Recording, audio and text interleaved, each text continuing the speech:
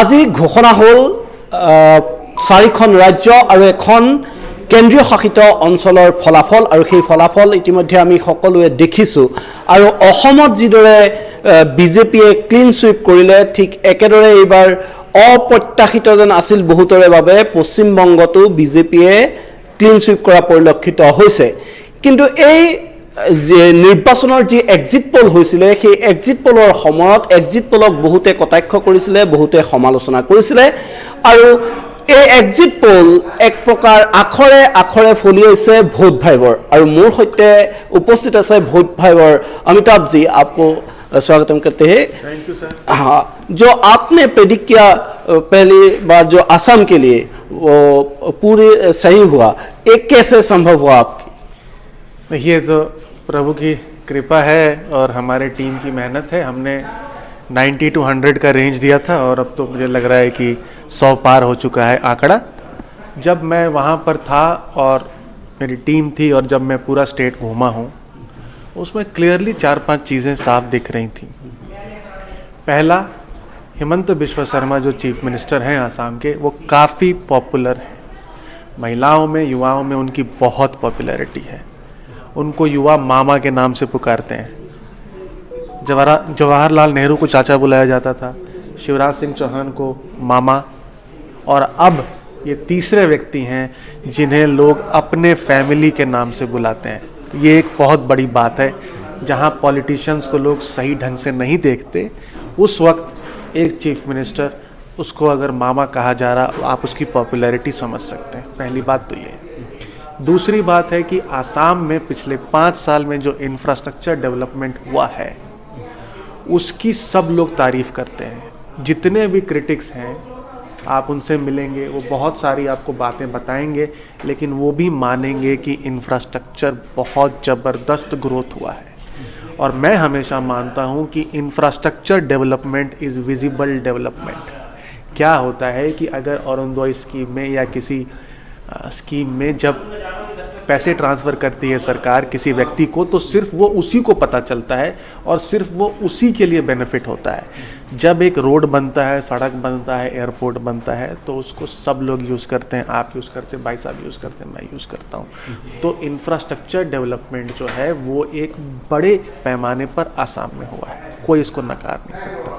तीसरी बात है वेलफेयर स्कीम्स, चाहे वो अरुणोदय स्कीम हो महिलाओं के लिए, चाहे युवाओं के लिए स्कॉलरशिप स्कीम्स हों, चाहे टी गार्डन वर्कर्स के लिए स्कीम्स हों। हर एक जो वंचित समाज है, जो अपेक्षित समाज है, जिनको ज़रूरत है सरकार से सहायता की, उसको सहायता मिली है पिछली बार। कई लोगों का तो ये भी मानना था कि हर फैमिली को 50,000 से 60,000 रुपये की सरकार के तरफ से सहायता सालाना मिल रही है। तो ये तीसरा पॉइंट है। हिमंत बिश्व शर्मा की popularity, infrastructure development, welfare scheme. अब इसमें जोड़ दीजिए आप चौथा, हिंदुत्व। जो घुसपैठियों का मुद्दा है वो यहाँ बाहर से बैठ के लगता है दिल्ली मुंबई से कि ये एक पोलराइजेशन करने की कोशिश करी जा रही है, लेकिन ये मुद्दा रियल है वहाँ पर। घुसपैठियों का मुद्दा यानी जो इलीगल इमिग्रेंट्स का मुद्दा है वो हर घर में ड्राइंग रूम में डिस्कस होता है ऑन अ डेली बेसिस, क्योंकि threat of demographic change real है वहाँ पर, रियल है। तो 4 बड़े पॉइंट्स हैं जिस और पांचवा, विपक्ष जो है वो चुनाव लड़ ही नहीं रहा था। मैं पूरा घूमा हूँ, कोकराझार, सिलचर, गुवाहाटी, डिब्रूगढ़, तेजपुर, मतलब ये इलाके कह रहा हूँ, कहीं भी विपक्ष जो है मुझे नहीं दिखा। और एक बात है कि आप लोग ने जो पूर्वानुमान लगाया था कि माइनॉरिटी के बीच जो गौरव गोगोई है विरोधी का नेता, उनका पॉपुलैरिटी ज़्यादा है, और हिंदुओं के बीच और जो SC ST खासकर उन लोगों के बीच हिमंत बिश्व शर्मा की पॉपुलैरिटी ज़्यादा है, और ये लगभग सही प्रमाणित हुआ है। वो कैसे आप लोग ने ये प्रेडिक्ट किया था? नहीं, वो तो क्या है कि देखिए, सर्वे जब भी होता है तो ये साइंटिफिक प्रोसेस है और ऑफ कोर्स आर्ट भी है।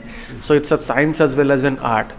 तो जब हम सैंपल करते हैं, लोगों से पूछते हैं, तो हर समुदाय के लोगों से सवाल पूछते हैं, तो उसमें क्लियरली दिख रहा था कि मुस्लिम समाज में गौरव गोगोई की पॉपुलैरिटी बढ़ी है, अच्छी खासी है, क्योंकि बदरुद्दीन अजमल की पॉपुलैरिटी में डिक्लाइन हुआ था। और ऑफ कोर्स जो बाकी जो आप कह सकते हैं 34-35% छोड़ करके जो 65% हिंदू समाज है उसमें हेमंत बिश्वा शर्मा की पॉपुलैरिटी काफ़ी ज़्यादा है। दूसरी बात एक इंटरेस्टिंग जो और हुई है कि मुस्लिम डोमिनेटेड सीट्स में भी अगर आप देखेंगे तो मुझे लगता है कि एक आधा सीटें एजीपी या बीजेपी जीतने में कामयाब हुई। एग्जैक्टली मुझे ध्यान नहीं है क्योंकि मैं दिन भर स्टूडियो में ही बैठा हूँ। उसका भी कारण ये है कि जो कितनी सीटें जीती है, शायद मुस्लिम मेजोरिटी में भी एक दो सीटें जीती है, एजेपी के जीते हैं। वो भी लार्जली इसी वजह से हुआ है कि असमीज़ मुस्लिम्स जो हैं वो बीजेपी या एजेपी को सपोर्ट कर रहे हैं और जो बंगाली मुस्लिम्स हैं वो कहीं ना कहीं कांग्रेस पार्टी को सपोर्ट कर रहे थे। लेकिन SC ST बोर्डों में तो मुझे मेरे हिसाब से सफाया ही हुआ होगा। और कांग्रेस पार्टी की कितनी सीटें आई फाइनली, मुझे लगता है या अलायंस की 23 या 24 आई हैं। तो 23 या 24 में से मुझे जहाँ तक रफली याद आ रहा है 15 से 18 सीटें तो मुस्लिम मेजॉरिटी एरिया से ही आई हैं। यानी कांग्रेस पार्टी जो है वो सिर्फ लोअर असम में कन्फाइंड होकर रह गई है और जहाँ पर भी ये मुस्लिम डोमिनेंट सीट्स हैं। अहोम समाज का भी सपोर्ट जो है कांग्रेस पार्टी को नहीं मिला है।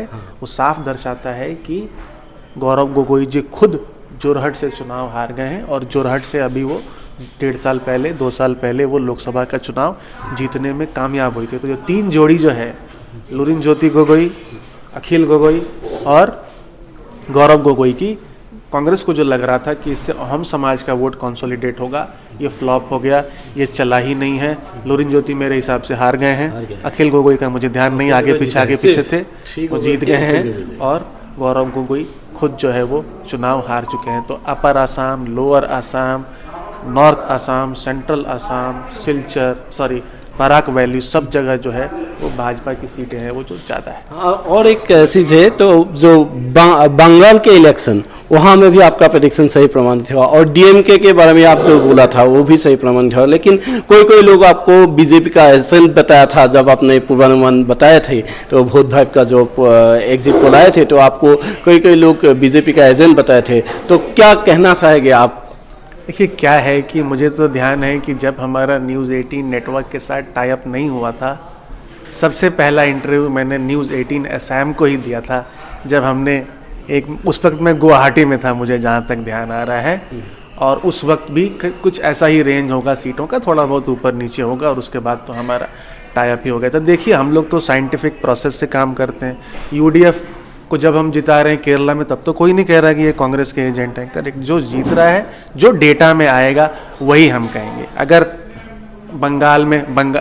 बंगाल में भाजपा जीत रही है तो भाजपा ही जीत रही है, हम बताएंगे। अगर असम में बीजेपी जीत रही है तो बीजेपी जीत रही है। अगर केरल में UDF जीत रही है तो UDF जीत रही है। हाँ, तमिलनाडु में सबसे पहले हमने ही कहा था कि DMK 100% नहीं जीतेगी और ये हमने, आपको ध्यान होगा, हम ट्रैकर कर रहे थे ओपिनियन पोल का, आपको ध्यान होगा मार्च 30 के ट्रैकर में ही बोल दिया था कि DMK की सरकार नहीं बनेगी, जब सब लोग 180 से 190 सीटें दे रहे थे। और उसी वक्त आपको ध्यान होगा ये पूरा सोशल मीडिया पे ये पूरी कंट्रोवर्सी लोगों ने क्रिएट करने की कोशिश करी थी।